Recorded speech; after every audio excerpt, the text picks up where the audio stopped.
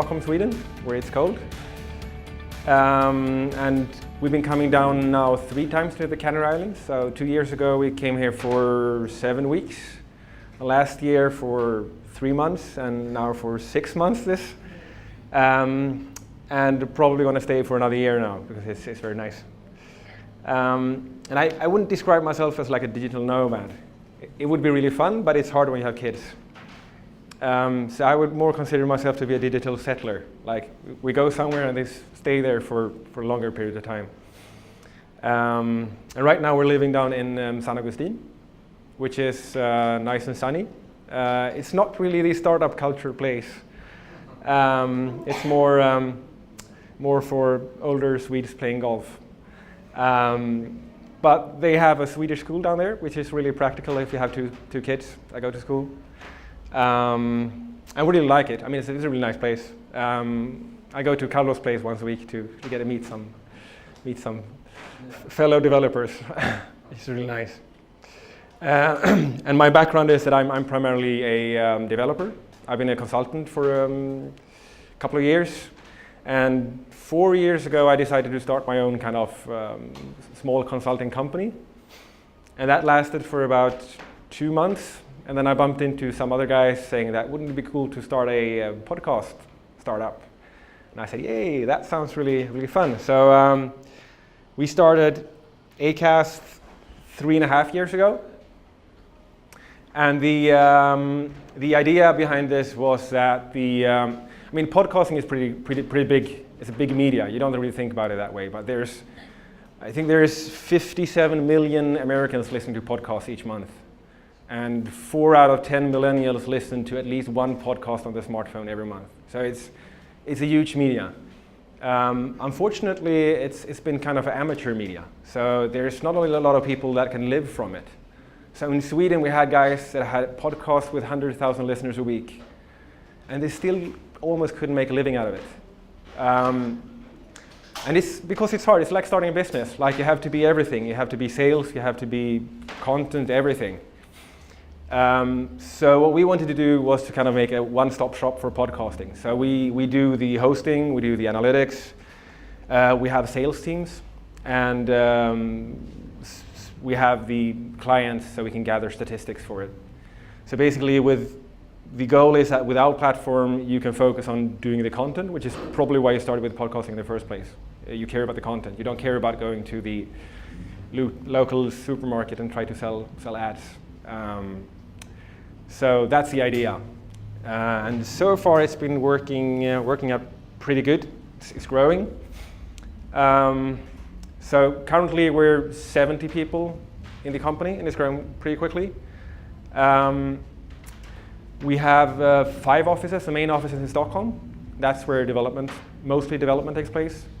And then we have sales and content offices in London and New York, and sales offices in Los Angeles and Sydney. Sydney just opened. So that's pretty fun. It's also a bit of a challenge because there's 5 departments in the company. We have tech, which is of course the most important part from my perspective. And tech has a certain way of working. It's pretty remote friendly. If you come to finance or sales, it's a whole different ball game. Remote work and flexible hours, not so much. Yes, and that picture up there is actually from this summit last year when we went to a small island outside Stockholm. Okay, so now we have a bit of a context. Let's talk about the remote work aspect of it. So I was actually thinking about this on the last talk, which was really good. I can try to speak up. Yeah, no, it's I have a mic, but there's no amplification.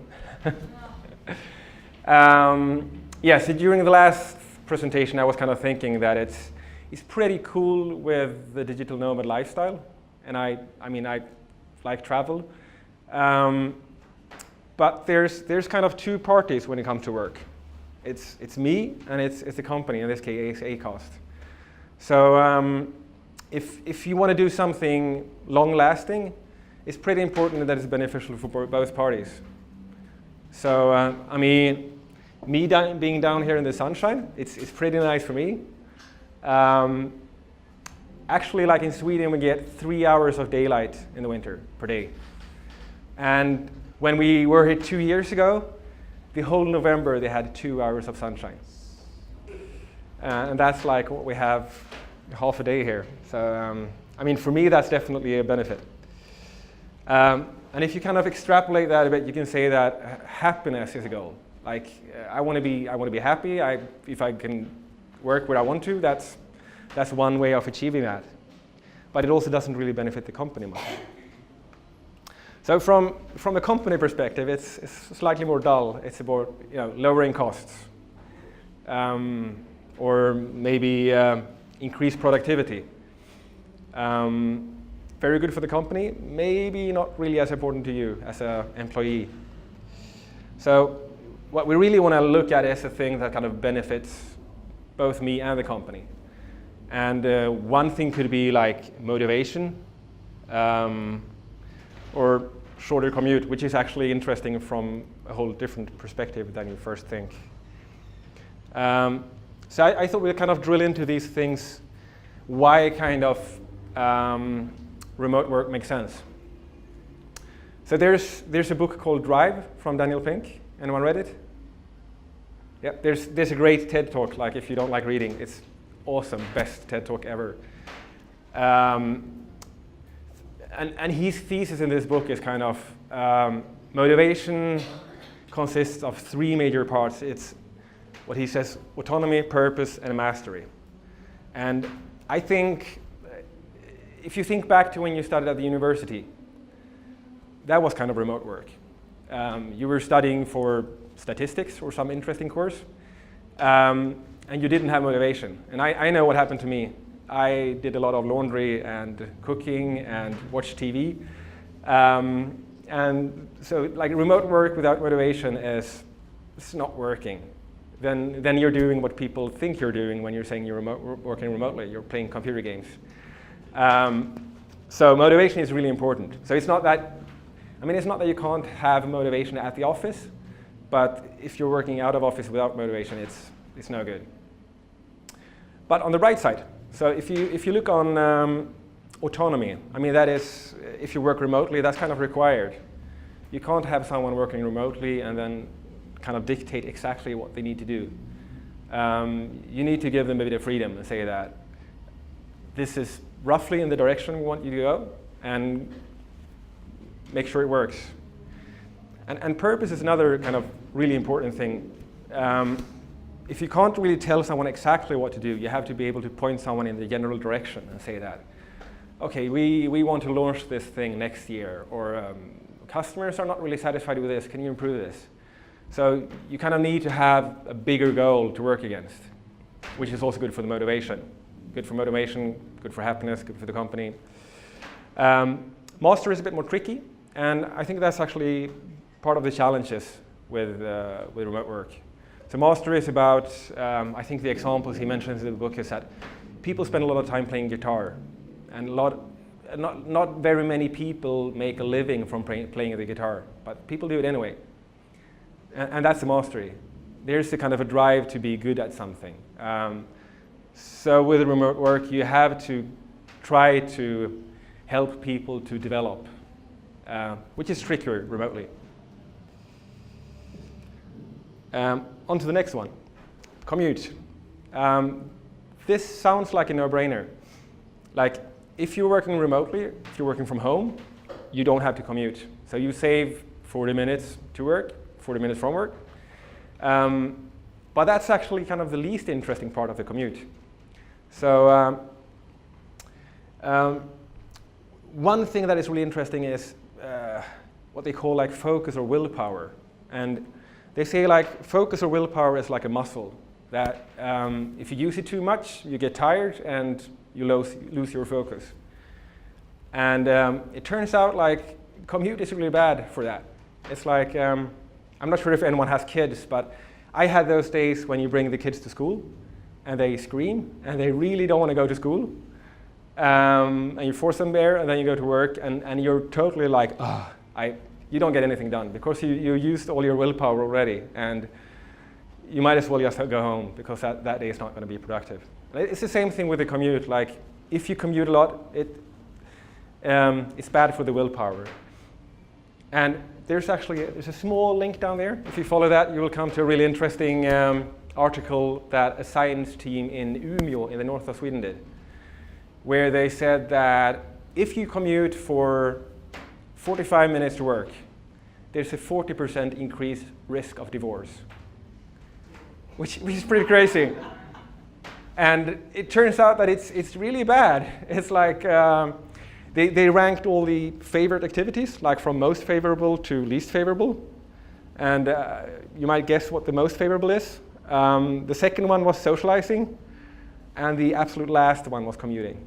Like, we really don't like commutes, but still we do it quite a bit. And they found like correlations to obesity, neck pain, sleeplessness. So yes, it's quite a big benefit with not commuting. The next thing, this I think is almost the most important part for me at least, is interruptions. There's another good book called Remote from 37 Signals, tech company. And I think they coined the term there, M&Ms. You know what it stands for? Meetings and managers. So basically, you go to work, and especially if you try to estimate how long time something will take, you say that I have 8 hours of work each day. But then that 8 hours are kind of sliced up in thin slices because there's all these meetings, and there's this manager coming, tapping on your back and shaking up, like, how's that going? And so you don't really get these kind of long stretches of undisturbed work. So what they kind of figured out is that if you work on something that requires focus, it takes you 23 minutes to get back to where you left off. And the average distance between the interruptions in a typical office is 3 minutes and 5 seconds. So basically, in that kind of environment, you don't get anything done. Same with open space offices. It's really trendy for the last couple of 10 years or something. But it's really bad for the interruptions. And if you look on the science papers, like open space offices is not really good. I actually think co-working spaces and cafes are better because in those settings, it's more like a background noise. It's not people interrupting you all the time. We have quite a few colleagues working from cafes, and they kind of like to have this background sound. We have this rule in the Stockholm office: headphones on means do not disturb, so that people should be able to focus. But I think that's kind of, you're treating the symptom rather than the. I mean, listening to music is probably not good either for the focus. So. Yeah, the benefit with working remotely is that you have control over interruptions. So if I want to work on something that requires focus, then I just turn off the notifications for a couple of hours. I know I can reach me. I mean, they can call my cell phone, but I don't think it ever was that urgent that they needed to call me.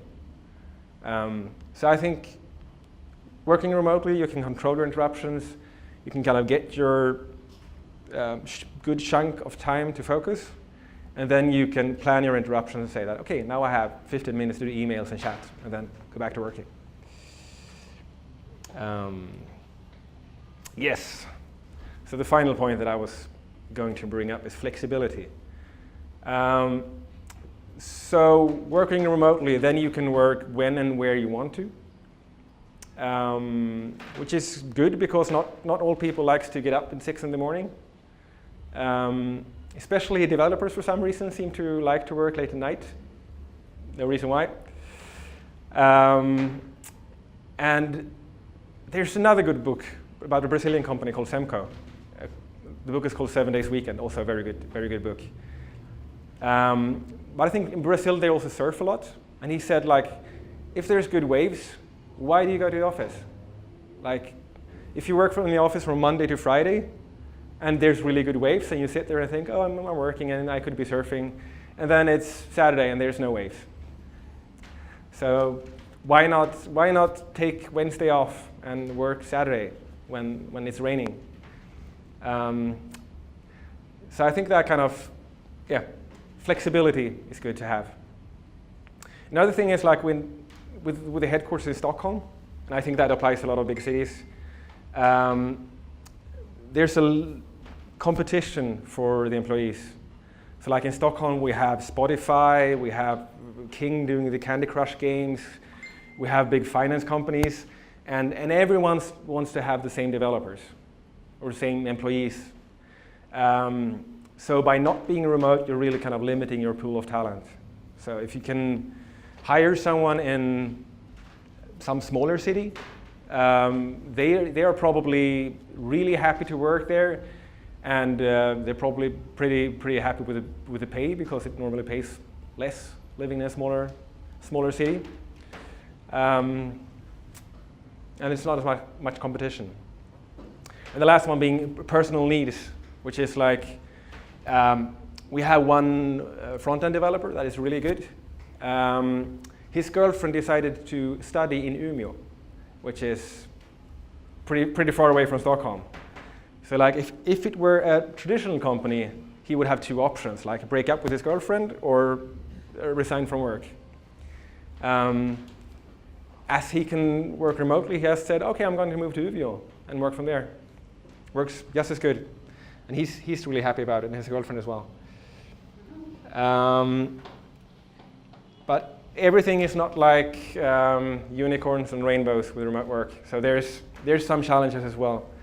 I think the biggest one is communication, and it has to be a lot more structured when you're remote. And if you're not structured with the communication, then people will be left out, and you don't get the kind of the ad hoc at the water cooler discussions. So I think with all these points, this is something you kind of have to work actively on. Culture is another thing. Like you normally say that the culture is in the walls, but if you're in different offices, then that doesn't really work. So you have to kind of be conscious of what culture you want to foster and how to achieve it. And it's definitely not easy. And we've been seeing this like with the US office and the Europe office. They have slightly different culture. I mean, US has a different culture than Europe in general. So that's kind of hard. Onboarding is another thing. So say we hire a junior developer in Tenerife. Like normally, the way we've done it in Stockholm is we basically had no onboarding. It was like, here's a desk, go do something good. That doesn't really work with remote people. You have to have a process for it, and there has to be a lot of documentation and stuff, and that's definitely something we're working on. And it's also, like I mentioned before, it's not one size fits all. Like salespeople, some people don't like. We tried it as the last summit. The tech team, we're kind of really happy about how it works out with remote work. So we tried to sell it to the other departments and said like, oh, you should also work like this. And they were like, nah, doesn't work for us. We kind of like being in the office between 9 and 5. So that's worth thinking of. Another thing that is kind of counterintuitive is work hours. People are concerned when you're working remotely that you're working less. Turns out this is totally opposite. So you kind of have to be careful for people not to crash from working too much. It's often that you see people kind of checking in code at 2 at night, and you're kind of thinking like, nah. Okay, so I'm just going to go through kind of a few processes that we have put in place for getting remote work working at Acast.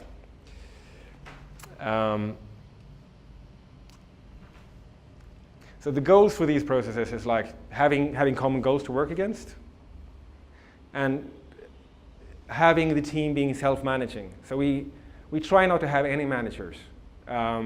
We have some official titles, but we don't have anyone in charge of anyone else. Just kind of make the best of it and work against the goals. So far that's been working fine. I'm not sure, maybe we'll have a threshold when the teams get bigger, and I don't know. So far so good. We try to keep all the workflows asynchronous. So since we have a developer in the US, it's hard to get meetings when everyone is online. So we try to keep all the workflows written and asynchronous. And we try to be results oriented rather than time. So we have no fixed working hours. You work as much as you think is necessary. We don't count, like if you work 40 hours or 30 hours, you can work 20 hours this week and 50 next. It's the results that matter. And I think if you pay people by the hour, what you'll get is hours. You won't get results. And then, yeah, people will just be sitting in the office reading newspapers. Okay, so on to the kind of how we try to get it done. So we have a summit once a year where we get all the people to some island in Sweden. Next month we're going to Gotland, which is an island to the east of Sweden with a funny accent. And we'll spend 3 days there and discussing the next year and having a lot of fun. Actually, I think fun is more important. That's probably the most. It's more about building culture than actually getting anything on paper. And then twice a year, we try to set the roadmap. So this is from one of the roadmap meetings with the tech department. And it's about getting the feedback from the other departments to know what features they want, how they want to see the product develop, and then kind of getting that into a roadmap that we propose back to the department and then say, okay, this sounds good. So by doing this, we kind of set the goals. So we have very clearly defined goals, what we want to achieve this spring. Let's hope we do that as well. So that's twice a year. And then, as I mentioned before, we try to keep the interruptions down, and we try to keep the meetings as short as possible. So we stuff all the meetings on Monday, so we have a meeting Monday, which basically means that you don't get anything done on Mondays. But on the other hand, the rest of the week is free. So once a month we have the town hall. It's once a month, 1 hour, and 70 people, and it's exactly 1 hour plus minus 2 seconds. It's very. The other weeks we have Monday meetings, and that's for the European teams, so UK and Sweden. They're normally half an hour and roughly 45 people attending. Then in the dev department, we have a weekly dev sync where all the developers are online. Same there, in the beginning, I think these meetings were 2 hours long. And then we're kind of trying to trim it down. Now, I think the last one was 15 minutes, which is really good. And basically, what we don't do is we don't go through the status reporting, because that's already written. So the only thing we do in these meetings is that we discussed topics that was sent before the meeting. So you can't go to the meeting and say, oh, I have this thing I want to discuss. It has to be submitted before the meeting so that everyone can prepare, so we're not wasting anyone's time. And then we have, for each team in the dev department, we have a sync a week. So we have one team working with the webby stuff, one team working with the apps, and one team working with the backend. And in these meetings, we actually do take some time to go through the backlog and see where we're at. And then we have one-on-ones, which I think is really important. That is like if you're working remotely, and all these other meetings are in groups, there's nothing really personal going on in these conversations. So our CTO, he has twice a year at the minimum. He goes through the personal goals. How do you want to develop? Getting feedback. And you can always request to have extra one-on-ones if you want to. But I think being remotely, like, that's the only kind of not face-to-face, but it's personal meeting you have. And more on the culture side, we have hack days once a month. So last Thursday every month is a hack day. This is actually from my back porch in Sweden. It's very casual. Normally it's burgers and beers. You can do more or less whatever you feel like. The only rule is that you're not allowed to do work that you charge another customer for. But apart from that, it could be whatever. Something you want to learn, something that's been bugging you that's not on the roadmap that I want to fix. And yeah, so in the meeting you kind of say, in the beginning of the day, you say that I'm going to work on this today. If anyone want to join me, then that's fine. And at the end of the day, we have a presentation, a demo of the stuff that came up. And there's actually a lot of good things coming out. So I think like a month ago, we got quite a lot of media publicity for the recommendations feature in the app. And that was like one hack day. One guy thought that, I'm going to try out this recommendations API and see if that works. And by the end of the day, like, it was ready to ship. Another colleague did a really cool thing as well. He did a podcast generator. So it went to Wikipedia and found famous persons, and then used text-to-speech to make a podcast out of it and publish the. So once a week there's a new episode coming out. I don't think anyone listens to it, but it's pretty cool. Yes, and then we have a daily stand-up, which is written and async. So at the end of the day, you kind of write what you did, and the team gets a summary of that the next day. And then there's a slightly more techie side of it. So this is, from a text perspective, we're doing like pull request and code reviews. Might make sense to some of you, not to others. But it's basically a way to review the work of everyone else in the team. So, and it's good for multiple reasons. It's good because you spread the knowledge. And it's also good for like knowledge about, in general, like new features, things you didn't think of. And it's another opportunity to communicate with the colleagues. So what would be awesome? What we haven't really nailed yet. I think open source would be awesome to do more in. We've been discussing this a lot internally. And we're working with Guardian now. They have this awesome thing called open source by default. So like when you create a new project, if you don't have a good reason for it not being open source, then open source it. But that's in progress, not there yet. Feedback process is something that we tried with as well. So we had it twice. We had a Feedback Fridays, and we had a feedback coach coming and telling us how to give feedback. Turns out we didn't know. It's very easy to give feedback like, "Yay, you're great." Turns out that doesn't really help. We tried it twice. It didn't really stick for some reason. I'm not sure. I think some people were comfortable with it, some less. Another thing that we tried that didn't stick was to have a virtual water cooler. So we had like, in Sweden we have this thing called fika. So like 3 o'clock every afternoon, everyone takes a break and you go drink coffee. Or 10 o'clock in the morning and 3 o'clock in the afternoon. It's great, everyone should do that. But it doesn't work if you're remotely. Because that's a great opportunity to talk to people that you don't work with. So we try to do a virtual fika. So at 3 o'clock we send out a randomly generated Hangout link. And then you were connected in Hangout rooms, 4 in each room. And the idea was like that you could be connected from someone with finance in the US. That I don't know all the people in the company. It's crazy. So it would be awesome just to kind of say hello to some other people. Some reason people didn't show up. I still think it's a good idea, but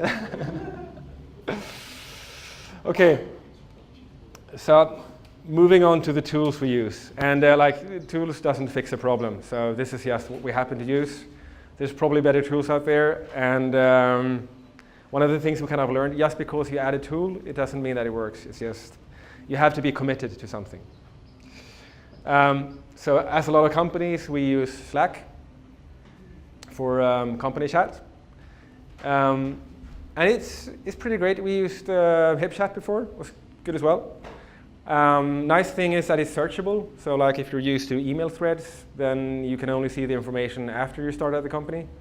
With Slack, you can go back to the kind of the inception of the company and find stuff. And it's good for social stuff. We have a lot of like, images and GIFs and stuff posted, and so it's one way to kind of build the culture as well. We're using Hangouts for video conferences. It's okay-ish. Kind of works sometimes. Sometimes it doesn't. It's part of the Google Apps thingy that we're using, so it's convenient. We're kind of looking for something better, but haven't found it yet. We're using Screenshare quite a bit. I'm not sure if you heard of it. So it's a screen sharing program. Cool thing with it is that you get one mouse pointer each. So like you can interact. We use it a lot for pair programming. It's pretty cool, and you can use voice as well. So it's kind of like Hangouts, but without the video and with the screen sharing instead. They were acquired by Slack a year ago, something like that. I still haven't seen any big integration coming up. And we're using this one for the virtual office called Sneak.io. This is one of the things that kind of works. The remote worker likes it. It gives like once a minute to take a still from the webcam, so you can see who's at the computer. Some people kind of find it creepy. I like it. I mean, and then you can just touch a picture and it starts a video stream straight away without any like confirmation. It's like boom. Pretty cool. I wanted to have like a big screen in the office in Stockholm with just like a matrix of all the faces. And you can just touch someone and you have a live video stream. That would be cool. But it's kind of nice. You can have your image pixelated if you're like working in your underwear or something. Yes, this is the thing we're using for the A6 stand-ups. This is really good. So it's called I Done This. There's a Slack integration to it. So basically in Slack you just write /done and then what you did. And then people get an update, so we can see what Felix did yesterday. He was working on apps for cars. And it's pretty cool. You have all the information if you don't want to look at it. Right? And I think especially for the people managing, like trying to figure out what's happening, it's pretty cool. And finally, we're back to using Trello. Again, we tried everything. We tried Pivotal Tracker, we tried Asana, and yeah, it's like I said in the beginning, like the tool doesn't fix the process. Like if you're not committed to your Kanban board, it will be, and at least this is pretty simple. Works. And that's actually about it.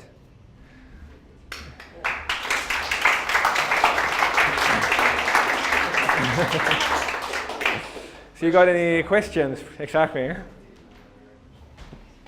So, did you try Zoom or video conference? That's on our list actually. We're using that together with an American company, and it seems pretty awesome. They have like recording of the calls and. Yeah, as well. But the cool thing about their technology is that the streaming is directly from computer to computer. Yeah. Instead of Hangouts, where it goes through the server of Google. So yeah, like upstream, downstream is as fast as your connection to your internet connection. We've been trying out the Aperion that I saw you were using as well.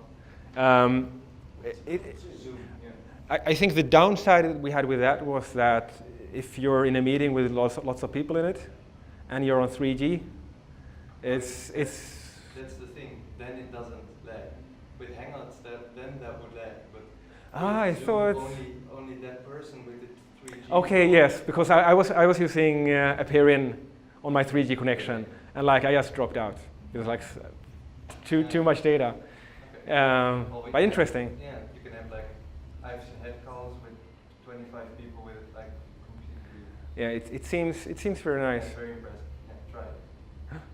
Yeah. Just a quick one. I come from not from a developer side. I come from a finance side. Yes. And I've been learning as much as I can from developers, and I've actually been doing this for 3 years from the Canaries. Yeah.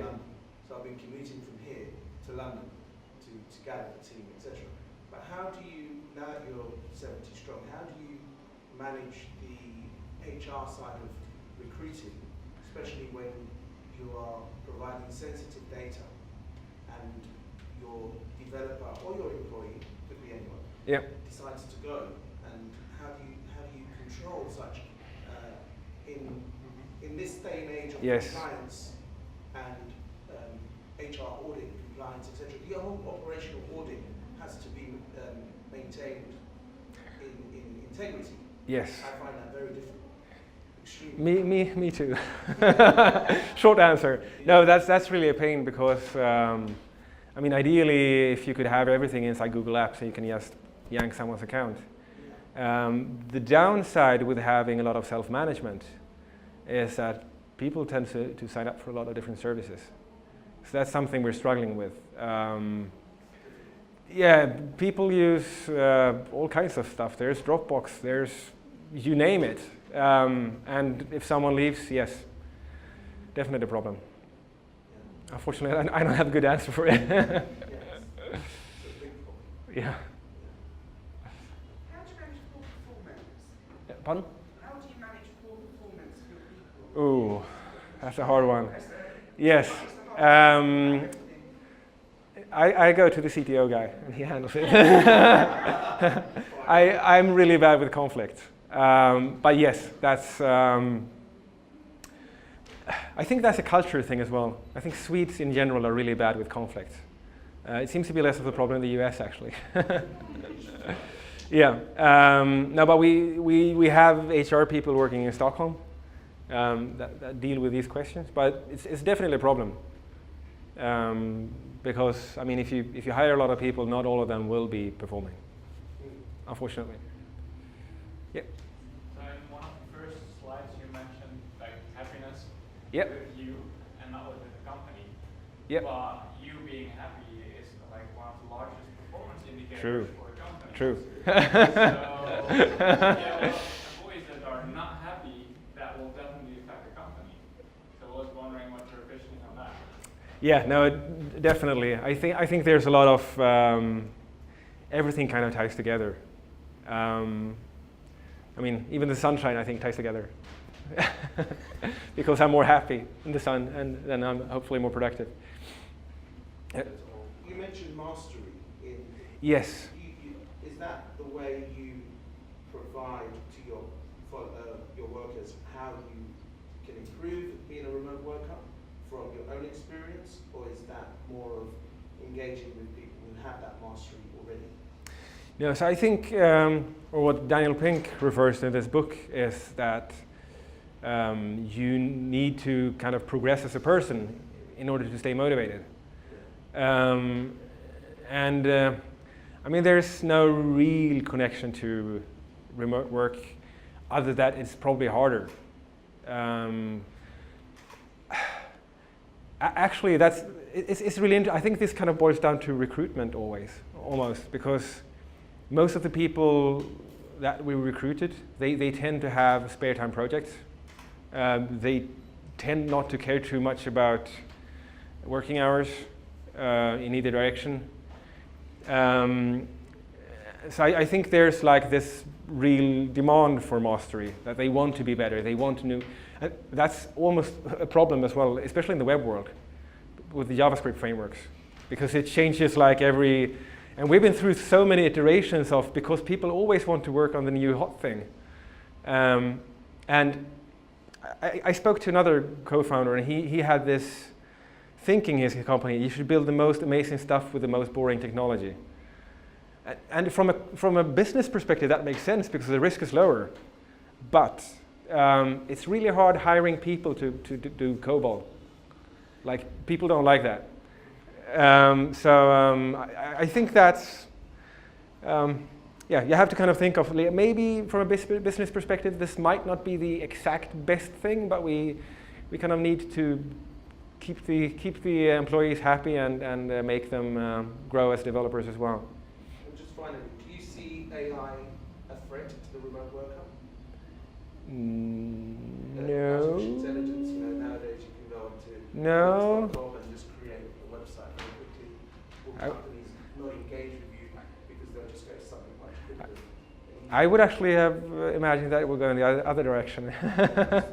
I think there's, I mean, it might be me being naive, but I think like with AI, there will be a lot of new business opportunities coming up. So I think especially in the startup space, I listened to a great podcast today regarding a finance AI company doing like trading based on AI. It's really, really interesting. I'll send you the link. It's really interesting. No, so I think for the startup space, it will be lots of new things coming up. Sure. So you mentioned if you pay people by the hour, you get hours. Yes. And then obviously results. So how do you sort of tend to go to results then? Because if you apply the pay by hour, you get hours to results. How do you measure the results? And do you pay by results? That's really interesting. For example, you get like this is your salary, and then you have like performance reviews. We've been discussing this, and we don't have a really good solution for it. There's companies doing quite interesting stuff. There's a company called Buffer. Buffer is an American company. They published their algorithm for salaries online, which is, I would like to have that. Most people in management say that having public salaries is suicide, but it would be really interesting. Now, it's pretty much ad hoc actually. I think the way it works in Sweden, and I guess the way it works in most places, is that when you want to employ someone, you ask them what they're currently making and you pay them a bit more, which is totally bollocks. I mean, that means that, yeah, just lie a bit when you're getting employed and then you'll get a better salary. No, but we haven't really figured out any good way to do it. Some companies do peer reviews, so they have the team set the salaries of the other ones. But it might be some nasty side effects of that as well. I think it was Google. They had one thing that I kind of liked. They had like each employee got a budget, like not a lot of money, like $100 a month or something, and they can give that money to anyone in the company that they think deserve it. It's an interesting thing. I mean, it won't really affect the monthly salary, but it gives kind of the employees a bit of a say in how the money is distributed. Yeah, it's a good question. I don't have a good answer. Do you have we work, for instance, in quarters? I haven't seen like we have like quarterly goals and then half-year goals and whole-year goals. Yep. And do you do that as well? Is that one of the clear goals? No. So the finance side of our company is fairly. No,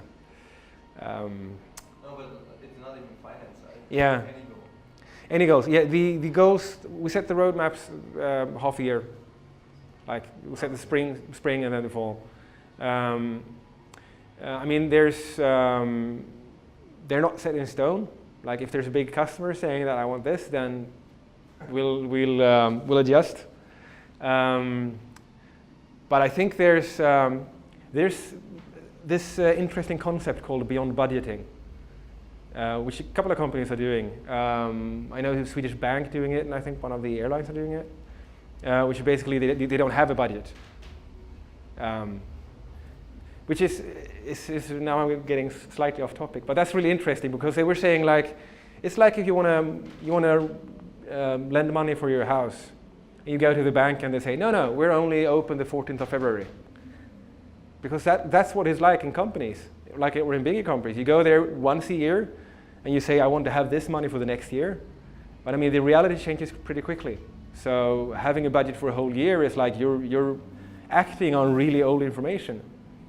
And the budgets tend to be self-fulfilling. So if I say you get 1 million to do X, I'm pretty sure it's going to be 1 million or a bit above 1 million. It won't be 500,000 because you want to be sure to burn that budget so they get a bigger budget next year. So I think that concept is pretty interesting. So I think like having very detailed long plans is. No, I would make smaller intervals. Yeah. I was expecting to have smaller intervals than a half year. Yeah. So we set the goals for the half a year, and then we kind of try to estimate a timeline when we think that things will be, and we try to emphasize that we don't commit to these dates. It's just when we it might be finished.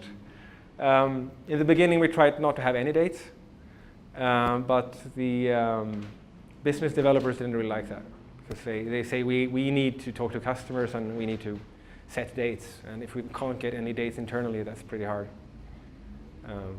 But it's a hard problem. And just coming back to the Canaries, where do you see Gran Canaria in the future as a digital nomad hub? I think it should be super. Yeah. Because I mean, it's when we came here 3 years ago, I said to my co-founders that I want to go abroad a while with the family, and then they said, oh, it's okay, plus minus one time zone. That was kind of they didn't want me to go to Thailand because then it's hard. So we kind of looked at the map and we said, okay, plus minus one time zone. Where is it nice? So it's Canary Islands, it was South Africa, and South Africa is a really long flight. And we wanted to have something Spanish speaking. And I think like for Europeans, this is like the best place. It's nice weather all year round, good infrastructure, good price point. So I'm actually surprised that there's not more people working here. I think hopefully it will be increasing. And I hope we'll get a co-working space in the south as well. If anyone's working from the south, I have spaces left.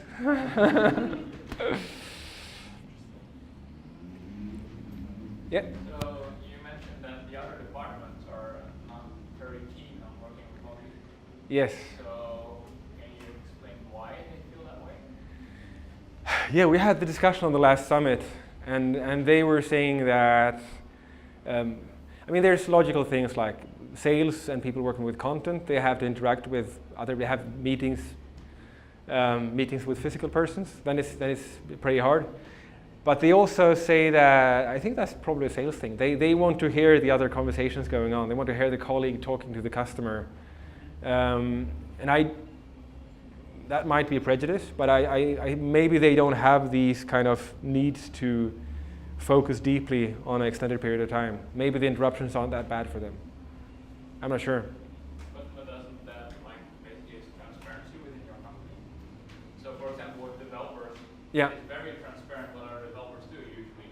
Yeah. Especially if you have things like your code repository and your Slack and all our integration. Yes. That makes it very transparent. Are other departments also using like that? Yes. No. The other department they work more typically like that kind of so. The salespeople, they have their sales target. So they're working as a typical. So it's basically kind of three companies in one, managed completely differently.